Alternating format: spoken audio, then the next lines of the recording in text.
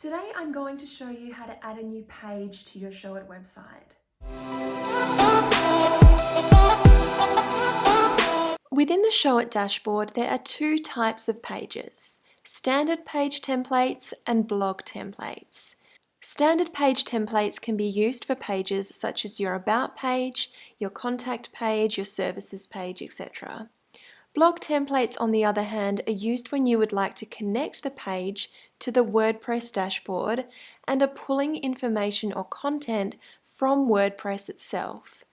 Blog templates are used for pages such as your blog landing page, your single post page, your blog category page, and even your homepage if you decide to add featured blog posts to the homepage content.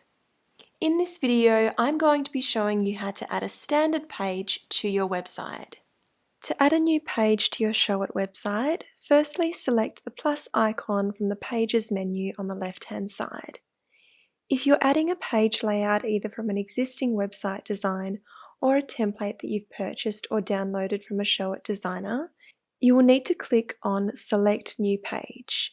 Clicking here will trigger your Showit library, which is where you'll be able to select the page that you would like to add to your website. On the other hand, if you would like to start from scratch with your page design, simply select Add Blank Page.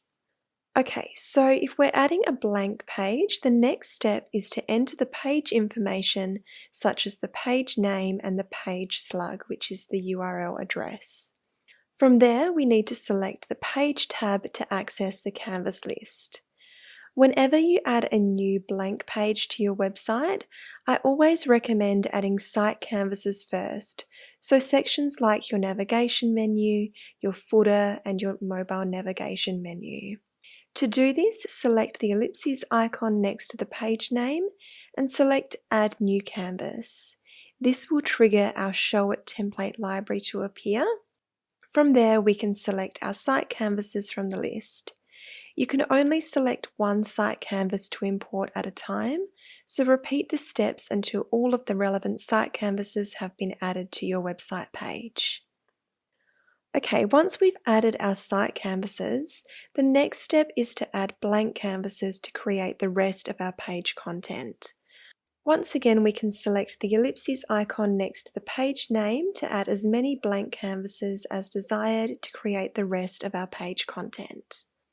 From there, we can design the page on both desktop and mobile views, preview our changes, and then publish when our brand new page is ready to go.